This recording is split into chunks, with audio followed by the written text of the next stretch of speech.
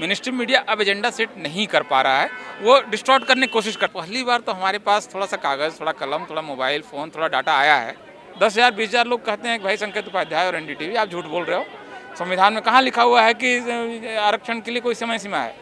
कि अभी एक ड्रेस पहन लिया अब मॉडर्न, और अभी एक ड्रेस पहन लिया और पूजा पाठ शुरू। कश्मीर में कश्मीरी पंडितों को भगाया गया तो कश्मीरों की जम के ठुकाई और उनका राज्य छीन लेना, उनसे विधानसभा छीन लेना, उनका मुख्यमंत्री छीन लेना, ये किसने किया? मुस्लिम बिजनेसमैन है, उसको इतना डरा दें कि वो अपना बिजनेस बंद कर दे या नाम बदल ले या छोड़ के चला जाए, ये किसने किया? दलितों को भी हम थोड़ा बहुत जय भीम, थोड़ा बहुत मूर्ति, थोड़ा अम्बेडकर मेमोरियल टाइप बना देंगे तो वहाँ से वो भी वोट आ जाएगा। वो भी लगभग फ्री का वोट है। 12,000 नौकरियाँ SC ST OBC को मिलेंगी। अगर SC ST OBC के लोग थोड़ा सा भी सचेत होंगे तो ये सारी नौकरियाँ ले सकते हैं। भाई ब्लैक मीडिया भारत के बहुजन मीडिया की तरह दरिद्र मीडिया नहीं। भारत में अगर चैनल देखने वाले 20 करोड़ लोग हैं तो इनके चैनल को 10 लाख लोग देखते हैं। कास्ट सेंसस पे इनकी पोजीशन से तय होगा कि ये बहुजनों के हित में कुछ भी कर सकते हैं कि नहीं कर सकते। वो तमाम तरह की नफरती बातें बोल के वो सर्वाइव कर जाएगा और हमारे लोग संविधान लागू कराने की मांग करके भी जेल के अंदर चले जाएंगे। लेकिन इस देश में मीडिया, सोशल मीडिया का सबसे ज़्यादा सघन और सफल इस्तेमाल जो है वो नरेंद्र मोदी ने किया। इस देश में जाति है जो जाति नहीं है।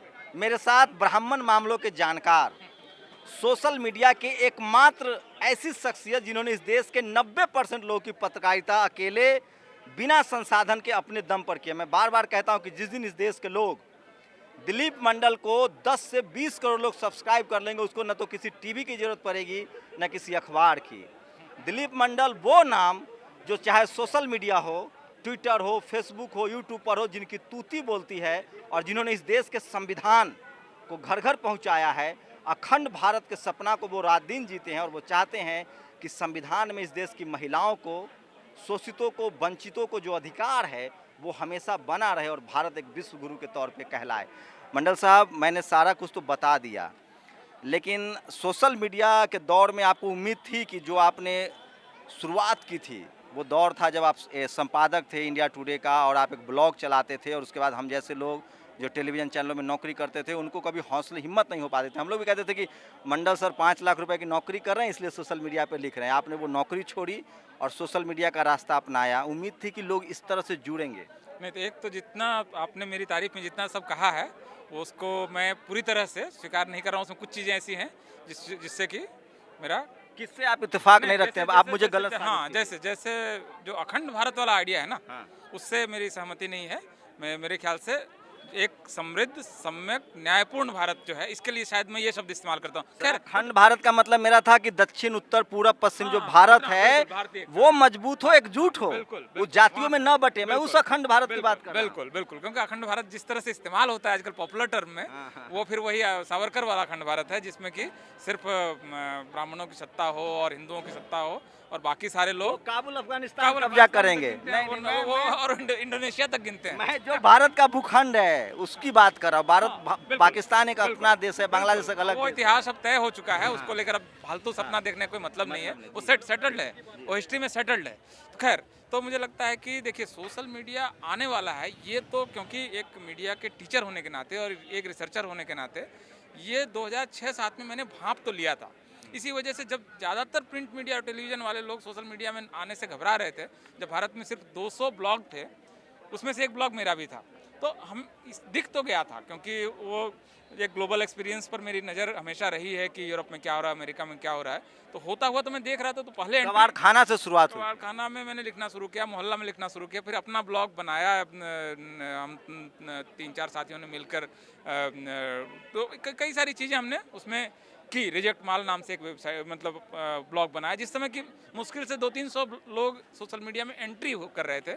उसी समय मुझे आज कैसा इम्पैक्ट लग रहा है? जब आपने ओबीसी को नीट में रिजर्वेशन दिलवा दिया सोशल मीडिया से बिना प्रदर्शन के, फिर वही है कि इतनी तारीफ तो सर मैं लॉजिक दे रहा हूँ ना सर, लॉजिकली बात कीजिए ना। सुनिए, रोस्टर सोशल मीडिया की देन थी, बिल्कुल SC ST act social media की देन थी जो रिस्टोर हुआ, कॉलेजियम सिस्टम पर बहस, आपके पास कोई टीवी अखबार पर डिबेट होता है क्या? ये सोशल मीडिया के डिबेट ने, यहाँ तक कि रोहित बेमुला, डेल्टा मेघवाल और आज जितने देश में कहीं भी कास्ट एट्रोसिटी हो सोशल मीडिया उसको ट्रेंड कराता है। सोशल मीडिया ही एक्चुअली तो ये आपकी देन है सर, आप इसको मानिए। आप कब क्यों क्रेडिट नहीं लेना चाहते? और ये मैं नहीं कह रहा हूँ। कुछ काम मर जाने के बाद कीजिएगा ना। आदमी मर जाएगा तो उसकी जीवनी वगैरह लिखी जाएगी, फूल वूल चढ़ाया जाएगा, तब चढ़ा लीजिएगा। अभी तो हम लोग काम कर रहे हैं, अभी तक प्रैक्टिस में हैं, जो चीज़ों को कर रहे हैं, सीख रहे हैं, लगातार बरत रहे हैं। और हमें ये मालूम है कि सोशल मीडिया जो है उसका ह्यूज इम्पैक्ट है। आज की तारीख में मेन स्ट्रीम मीडिया से ज़्यादा इम्पैक्ट है। मेन स्ट्रीम मीडिया अब एजेंडा सेट नहीं कर पा रहा है, वो डिस्टॉर्ट करने की कोशिश करता है। जैसे कास्ट सेंसस के पक्ष में जो आम सहमति बन रही है, इसके खिलाफ एनडीटीवी या आपको भास्कर वगैरह, एक अब उनकी आवाज़ जो है वो हाशिए में जा रही है धीरे धीरे। आपको ट्रोल करते हैं जो लोग मनुवादी हैं, लेकिन आप ट्रोल करते हैं उनको जो जातिवादी हैं। दोनों में फ़र्क है। जो रवीश को ट्रोल करते हैं आप, अभी संकेत को आपने ट्रोल किया, तो क्या लगता है आप SC/ST नहीं, मैं इसलिए कह रहा हूँ ट्रोल मतलब उनको उनके बारे में बात करना, तो क्या SC/ST OBC माइनॉरिटी के लोग कम से कम समझने लगे हैं कि हमारा टीवी अखबार में कुछ भी नहीं है? सारी जिंदगी माइक उनके पास था, कलम उनके पास थी, कागज उनके पास था।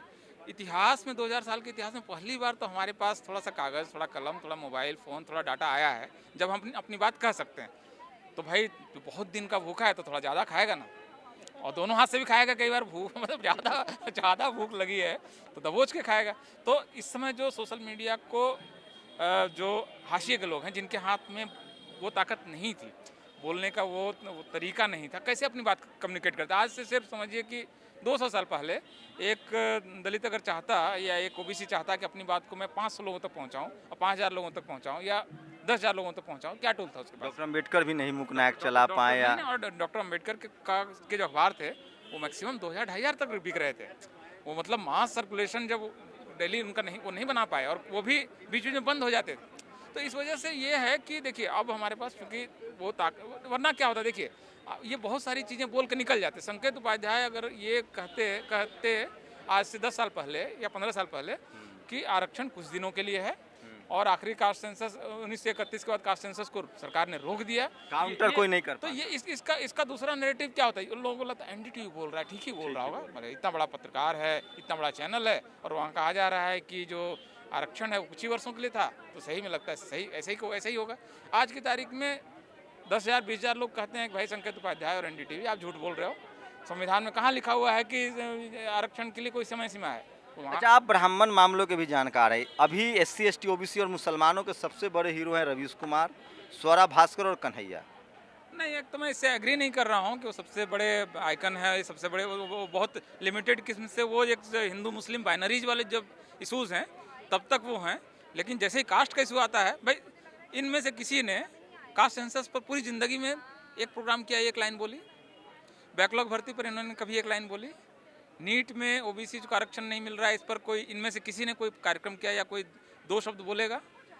या आपको ये सारे सवाल 50 जो इस तरह के सवाल हैं, निजी क्षेत्र में आरक्षण पे क्या है, आप इनसे बुलवा लीजिएगा।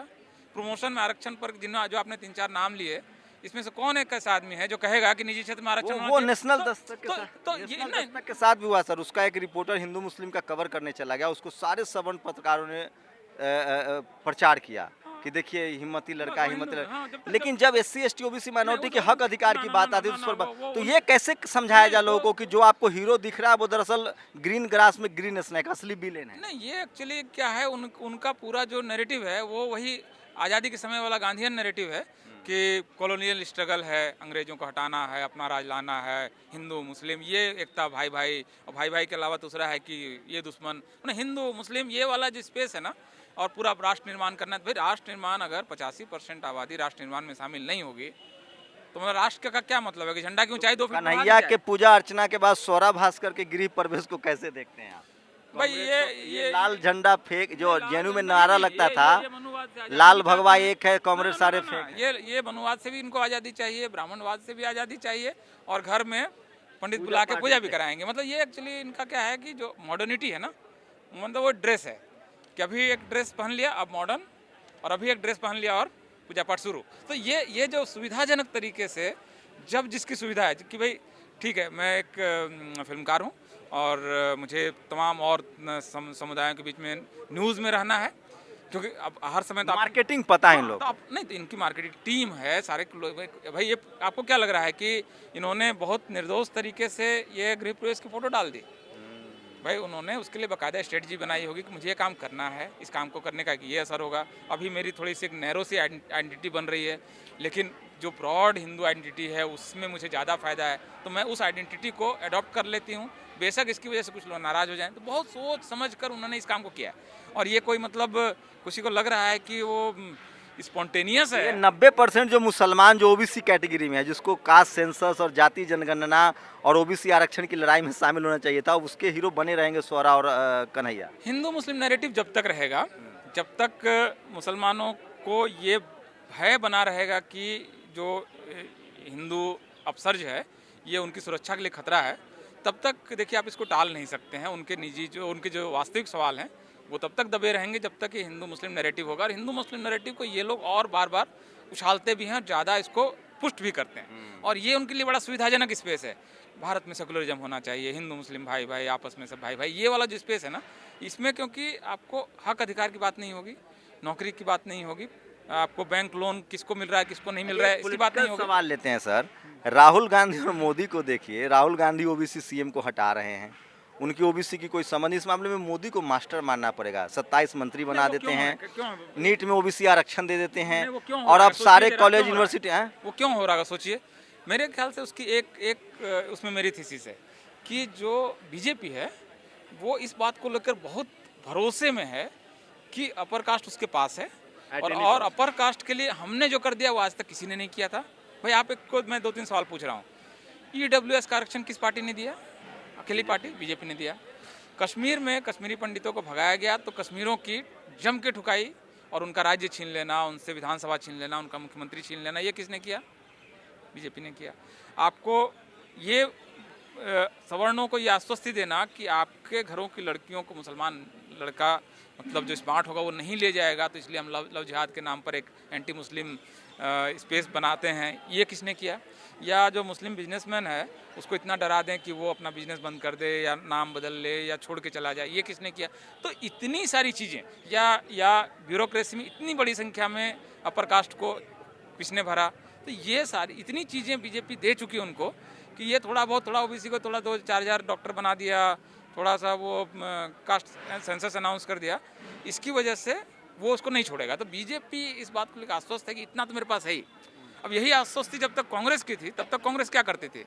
भाई मेरे पास अपर कास्ट है, मुसलमानों को सुरक्षा के अलावा कुछ नहीं चाहिए, तो मेरे पास उधर 15% वोट वहाँ से मुझे लगभग फ्री में मिल रहा है, बदले में उनको कुछ नहीं देना है। और दलितों को भी हम थोड़ा बहुत जय भीम, थोड़ा बहुत मूर्ति, थोड़ा अम्बेडकर मेमोरियल टाइप बना देंगे, तो वहाँ से वो भी वोट आ जाएगा, वो भी लगभग फ्री का वोट है, तो वहाँ से हमको 16-17% और मिल गया। और थोड़ा बहुत राजपथ में अगर ट्राइबल वगैरह को नाच नोच करा देंगे तो ट्राइबल भी मुझे मिल जाएगा। तो ये लगभग फ्री का वोट मुझे अगर मिल रहा है 15% अपर कास्ट को, बाकी सारे रिसोर्सेज मैं इनको दे दूंगा। और तो ये जब तक था तब तो कांग्रेस ने बाकियों की परवाह तो नहीं की। लेकिन कांग्रेस अब क्यों गलती है? उससे पता है सवर्ण वोट। मैंने राहुल गांधी को प्रेस कॉन्फ्रेंस में पूछा कि आपको तो न मीडिया दिखाती है न सवर्ण वोट करता है, तो आप आरक्षण पर बोल भी नहीं रहे हैं। कांग्रेस की स्ट्रेटजी अभी भी बगल को हटा देंगे? नहीं, मुझे लगता नहीं है। देखिए अब होने कुछ भी हो सकता है, राजनीति। राहुल ने तो बोल दिया सर कि आपको 2.5 साल के राजनीति तो देखिए प्रेडिक्शंस करने अभी वो ठीक भी नहीं होगा। मतलब मेरे पास थोड़ी कम जानकारी भी है और इस पर मैं एक सवाल और लीजिए सर। मोदी नहीं, वो सवाल जो ओबीसी वाला पूछा आपने कि ओबीसी वाला क्यों बीजेपी ओबीसी आउटरीच इतना कर रही है, 27 मंत्री बना दिए, नीट वाला दे दिया, हो सकता है जाति जनगणना भी करा दे, प्रधानमंत्री बुला के उस पर बैठक कर रहा है, तो यह बैकलॉग अभी अनाउंस कर दिया कि 1 साल के अंदर में सारे यूनिवर्सिटीज़ के बैकलॉग भर देंगे। 12,000 नौकरियां SC/ST OBC को मिलेंगी। अगर SC/ST OBC के लोग थोड़ा सा भी सचेत होंगे तो ये सारी नौकरियां ले सकते हैं। तो इतनी चीज़ें वो क्यों कर पा रहे हैं? इसलिए कर पा रहे हैं क्योंकि अपर कास्ट को लेकर उनकी आश्वस्ति है और ओबीसी उनको थोड़ा सा चाहिए, क्योंकि ओबीसी नहीं होने से दिक्कत है ना। ओबीसी हट रहा है ना उनसे? नहीं, ओबीसी उनको नहीं हट रहा है। कैसे आप कह सकते हैं जब तक कोई इलेक्शन वो हारते नहीं है? आज की तारीख में तो ओबीसी को पर के लिए वो बहुत ज़्यादा आउटरीच करते हुए नजर आ रहे हैं। मिलेगा कि नहीं मिलेगा नहीं पता। उसका क्रेडिट दिलीप मंडल को दिया जा रहा है कि दिलीप मंडल ने बीजेपी आरएसएस से ओबीसी SC/ST को हटाया है। पता नहीं, आपने कम्युनिकेशन इलेक्टोरल पॉलिटिक्स में ओबीसी को आपने देखिए, अब एक चीज़ मैं आपको बता रहा हूँ। जिस दिन नीट का लागू हुआ, मतलब सरकार ने अनाउंस किया कि हम नीट में ओबीसी को ऑल इंडिया कोटा में आरक्षण देंगे, उस दिन अलग अलग पार्टियों की प्रतिक्रिया देखिए। कांग्रेस की तरफ से उसका स्वागत भी नहीं किया गया।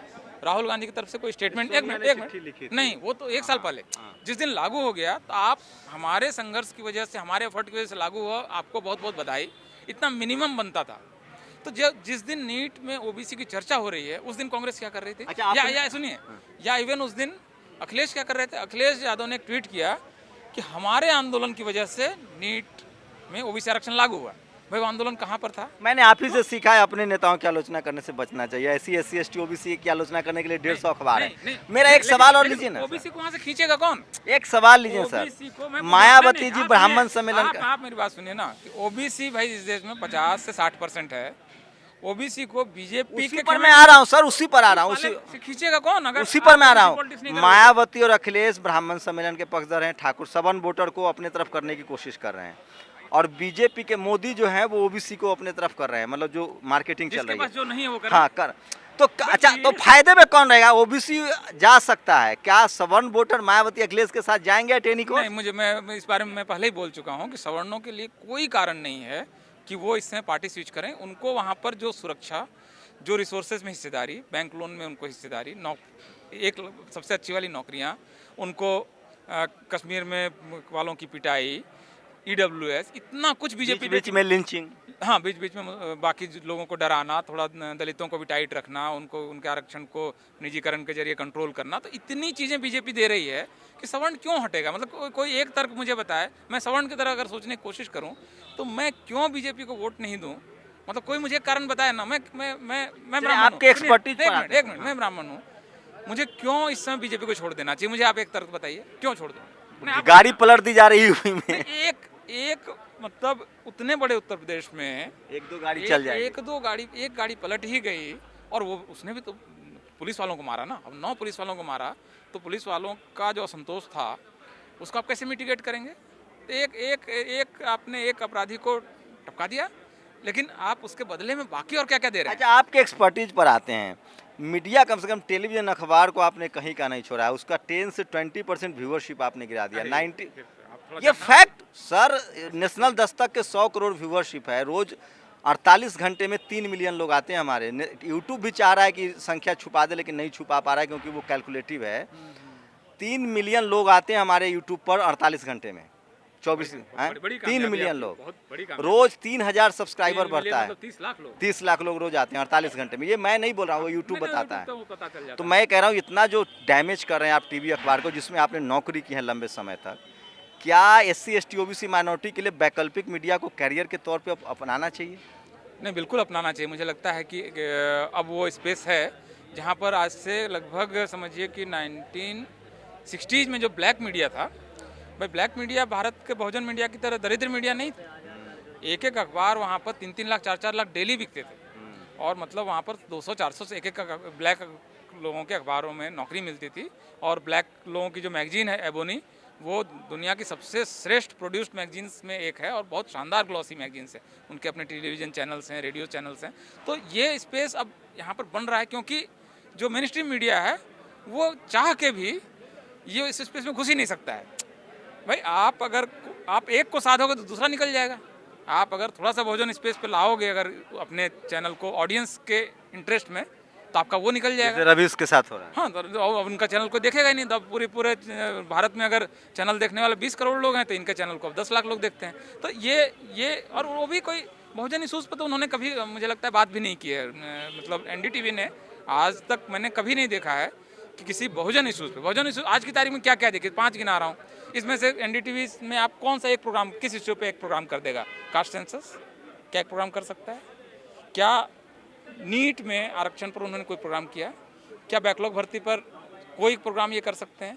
क्या OBC आरक्षण को आबादी के अनुपात में करने पर वो कोई प्रोग्राम कर सकते हैं? क्या वो राजनीति में भी OBC के लिए सीटें रिजर्व करने पर कोई प्रोग्राम कर सकते हैं? तो OBC के या SC ST के किसी भी प्रोग्राम पर, वो किसी भी विषय पर तो बात ही नहीं कर सकते। अच्छा, एक बताइए, अभिसार, अजीत अंजुम, रवीश, कन्हैया, जो बड़े चेहरे हैं, जो सेकुलर और बहुत न्यूट्रल, और जिसको बहुजन समाज के लोग सुनते हैं, रवीश हुए, अभिसार हुए, अजीत अंजुम हुए, स्वरा भास्कर और कन्हैया, और एक तरफ जी न्यूज़ है, रजत शर्मा है, सुधीर चौधरी। आप खुद कहते हैं कि वो लोग ज़्यादा ईमानदार हैं, कम से कम वो पता चल जाता है, ये लोग का पता। तो इन लोगों को कैसे पहचाने बहुजन? आपके पास आप क्या मंत्र देंगे? मैं इस समय एक मैट्रिक्स दे रहा हूँ ना। आप सिर्फ और सिर्फ सारे इशू छोड़ दीजिए, सिर्फ कास्ट सेंसस पे इनसे पूछ लीजिए।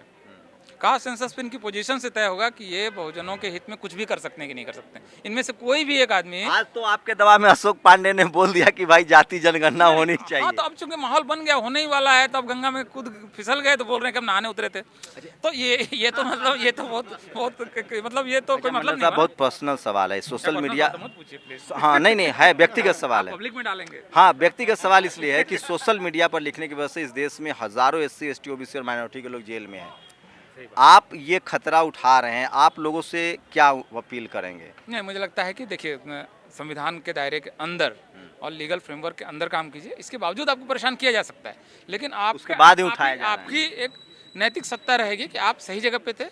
आपको नहीं, अगर बहुत कोई अग्रेसिव बात लिखनी है तो किसी वकील से थोड़ा फ़ोन करके पूछ लीजिए, या थोड़ा बेसिक देख लीजिए, थोड़ा बहुत जो मीडिया लॉज वगैरह हैं, थोड़ी बहुत आपकी अगर जानकारी नहीं है। वो मनोज शुक्ला उर्फ मनोज मुंशिर जिस तरह की भाषा इस्तेमाल करता है, उसको जेल नहीं जाना चाहिए। वो नहीं, वो नहीं जाएगा ना, वो उनके एजेंडे में फिट है ना।